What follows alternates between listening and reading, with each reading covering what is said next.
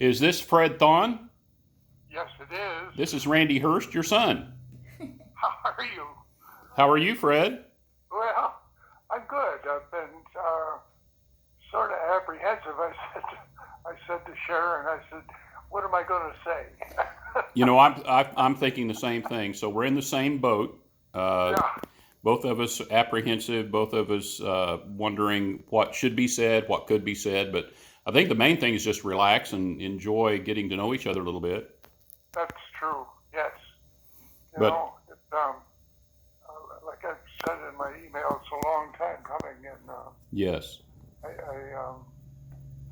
really can't explain why I didn't follow up.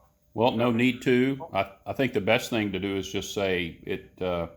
It's understood. In fact, I talked to Kevin about it the other night, and I said, he answered email 7 years after I wrote it, which means that in God's perfect timing, things came together, and I was at peace about it from the very first day. In fact, just knowing that when it was time, and if it ever did become time, it would be the right time. So this is the right Sure, time.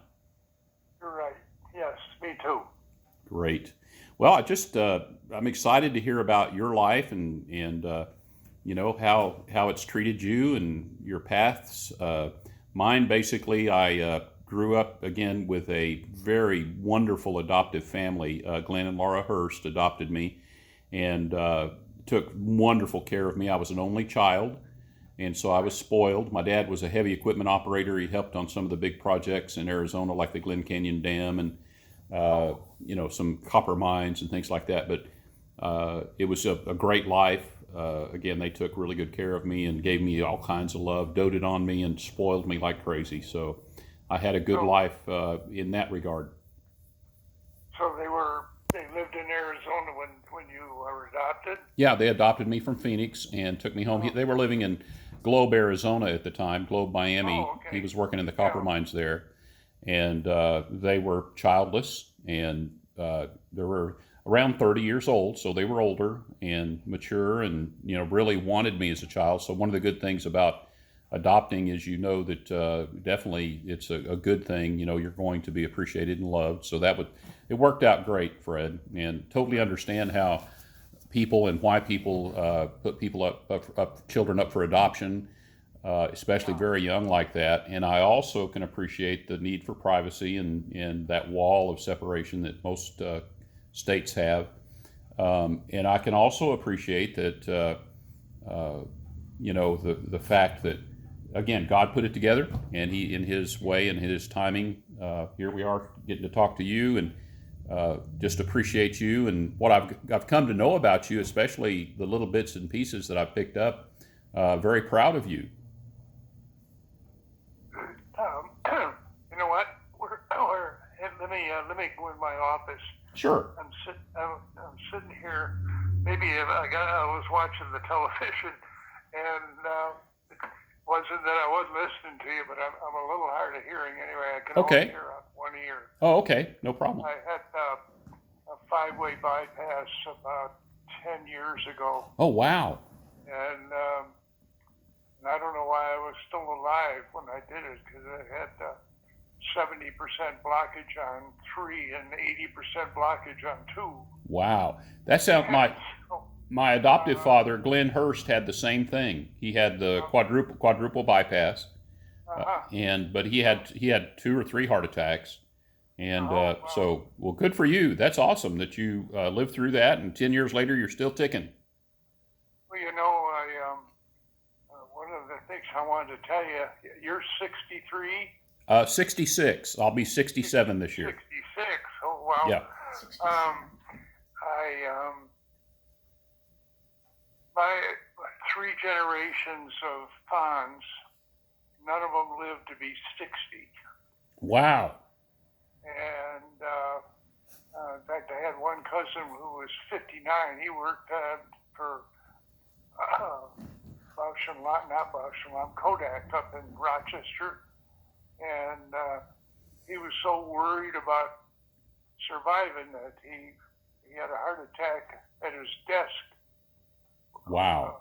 at 59 and 9 months.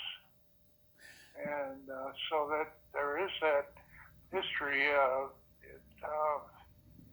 In fact, most all of them, including me, had some kind of a heart problem at 42. Wow. And so I was surprised when I got a little bit of your history. I thought, oh, I wonder if he's had a heart problem at all. The last time, I've never had a heart issue at all. The last time I went to my doctor, he said he might have heard a little bit of a murmur, but I've had every test imaginable. I've been very fortunate in that regard. Now, when I Yeah. was in my early 50s, believe it or not, I was diagnosed with advanced prostate cancer. Yeah. Now we don't. Your grandmother, who lived to be 94 up in Rochester, she had cancer at 88. Wow. And that's the only cancer that I'm aware of. In fact, she had a great sense of humor. They told her, they said, well, we may have to do a mastectomy. And she said, well, I'm not going to use them anymore. So That's great. I love it. I heard that from someone else in Ancestry that I'm connected to. Knew her and said that was one of the first things they said is she had a tremendous sense of humor. yes, yeah. And so anyway, let me give you a little background on my real mother.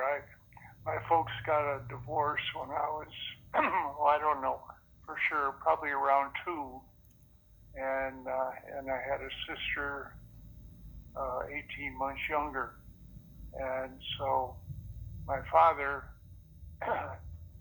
ended up getting remarried, and we left New York in right after the war, 1946, I guess it was. Went and moved to Arizona, but I never met my real mother until I was 19 years old, Wow. and and and I didn't know a whole lot about her. Nobody really ever mentioned her. Uh huh. We were sort of told when we were young that she was a bad person. Oh, that's a shame. I had a great stepmother. I just, I didn't know anybody else. But when I went in the military, right after high school, I went in the Navy, and I joined in Pearl Harbor. My dad worked at the morning newspaper there, Oh, wow. and they told me, join and you can come right back to Hawaii.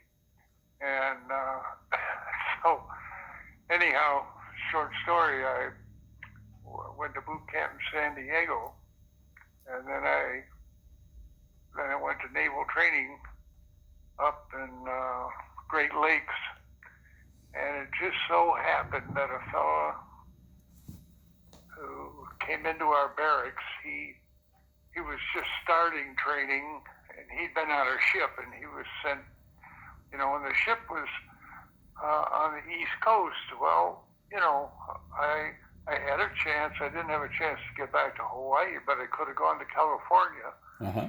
And for some reason, he didn't want to go back to his ship, and he figured that if I filled that, spot there, the way he wouldn't have to do that. And I ended up in Norfolk. Oh, okay. And that's, if I hadn't have, Lord knows, I might have never even met my mother. Isn't that something? Wow. I mean, yeah, if I'd have stayed, on the West Coast. Yeah. So, anyhow, the first time I met her, I hitchhiked 600 miles because my grandmother lived in Rochester, Uh huh. and I went to visit her. And it's one of the real exciting times of my life. I had hitchhiked up there, and I was tired. But in those days, when you were in the military, where you wore a uniform, and nobody would go by you. Right. And today, they don't even allow them to hitchhike. But anyhow, she said, well, take a nap. And so when I woke up, across from me, I was on the couch. This woman was sitting there with my grandmother. And the grandmother said, do you know who this is? And it just popped right out of my mouth. I said, you're my mother. Oh, wow.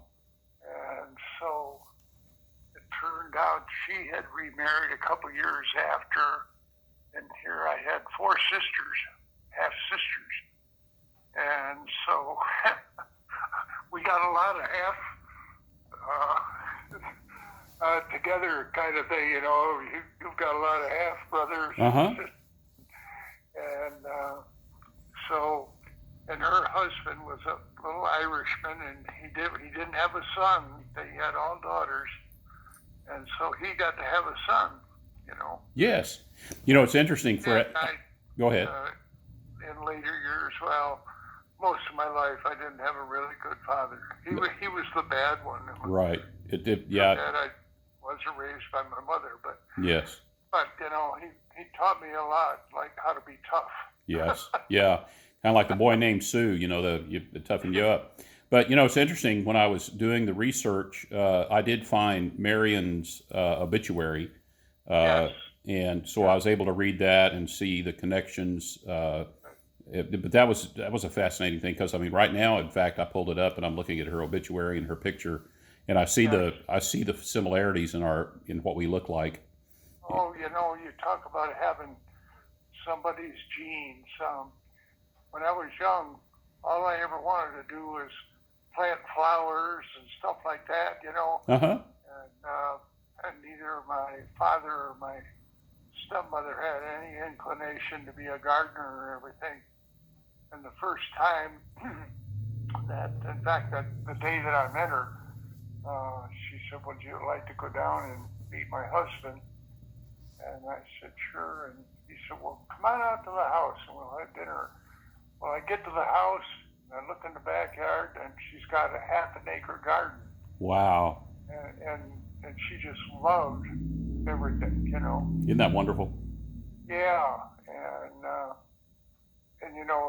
think the only reason I've survived 42 years of diabetes and ever since I was 42, so that's 30 years ago. I've had a lot of heart problems, but I got a good heart. Yeah. Let's put it that way. Yes. Yeah. I got an artificial valve that they put in 2 years ago. Oh wow. Okay.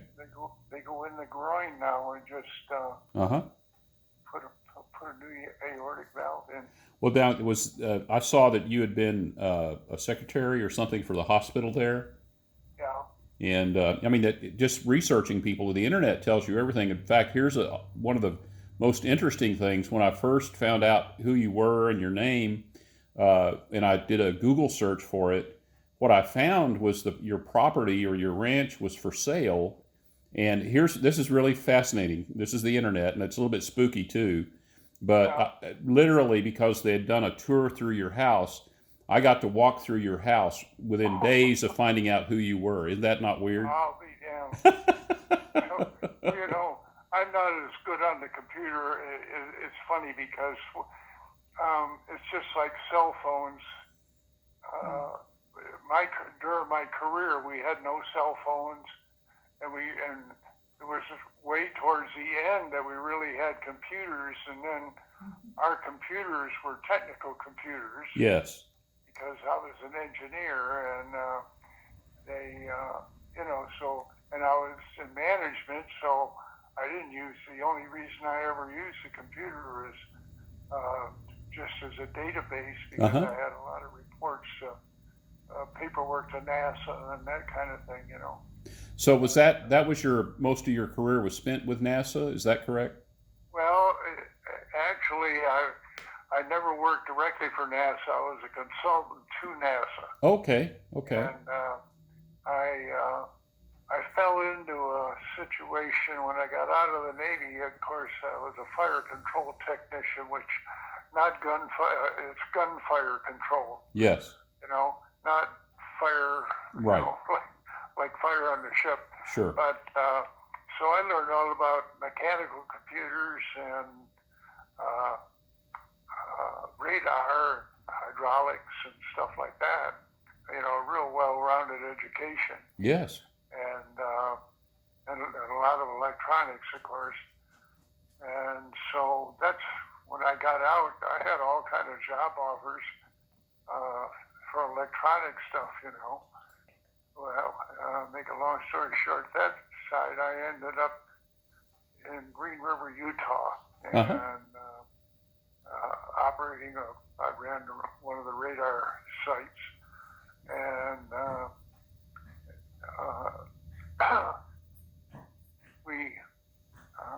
we tracked the vehicle that we launched from Green River into White Sands, New Mexico. We tracked the booster to make sure we were the ones that said it was go. After the launch, that you didn't have to destruct it or anything. That Okay. it was in the right trajectory. And so one day, this one fella he was a government guy. He was a sort of an overseer for the government. He was from the same town that I was, and we had to live 58 miles away from the launch site because it wasn't any. It was a very, very small community. And so he lived in the same community, and one day he told me, he said, with all your other background, hydraulics and everything, he said, why aren't you over the launch complex? He said, first of all, they make about 50% more money than Yes. you are. Yeah. And so I said, well, can you plug me in? And he said, well, I can sure try. I ended up going over for an interview, and they hired me that day. Wow. That's impressive. Of course, I couldn't go to work right away. I had to train, make sure they had somebody, to run the radar. Yes. And so I got over there, and I think it was about 4 months after I was there. We had 3 launch sites, 3 launchers. I ended up being a launch pad crew chief in 4 months. Oh, wow. And so anyhow, and I did that for 12 years. And because of that, having that kind of experience, I somehow, as things were winding down in Green River, we had another launch site because we built a bigger missile in Wake Island. And so I ran the launch complex in Wake Island, and when I came back, there was no work back at the launch site because, we quit launching there. We didn't do any more of the smaller vehicle. And so I was at the headquarters in Costa Mesa, California. Yeah. And this one fellow was telling me, he said, we have some opportunities to work on sounding rockets and that type of thing, which is just, a smaller version of what I had at Green River. So I got with some of the old engineers and technicians that had left Green River and come to Costa Mesa with me, and we still had an assembly area in Costa Mesa, and that was just mothballed. So they said, well, hell, let's go through some of this stuff because we need field engineers. Well, that's how I got into the sounding rockets. Wow. And anyway, that's a start. Oh yeah, you have a lifetime of stories. I know Yeah. But I was wondering the aeronautical. Now, did you get schooling for that, or that was all done through the military and through practice of life? I guess. Well, yeah. If money involved